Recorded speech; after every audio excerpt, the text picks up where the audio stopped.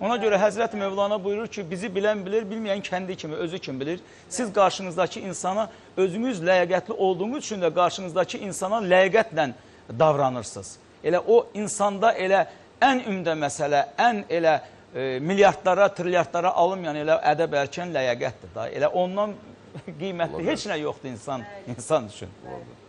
Həkim belə diqqətlə qulaq asır. Amma onu da deyim ki, İlqar müəllim, bizim peşəmizə, musiqiyə yaxın peşələrin içində ən yaxını həkimlərdir. Çünki həkimlər musiqini, bütün peşə sahibləri təbii ki, musiqini sevirlər. Amma həkimlər faiz etibarilə biraz artıqdılar. Onlarda var. Həkimlər. Onu hiss eləmişəm həmişə, əməlli başlı.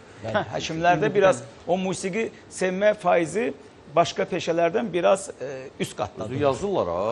Elə bu yerdə Ramiz Rövşən bir dənə yaxşı söz deyir. Nə deyir? Qaçmağa bir yerimiz yox. Bu dünyadan hara gedək? Əlacımız bircə budur. Bu dünya ilə yola gedək. Ona görə də məcburən bir də görsən nə-nəsə yola getməli olursan.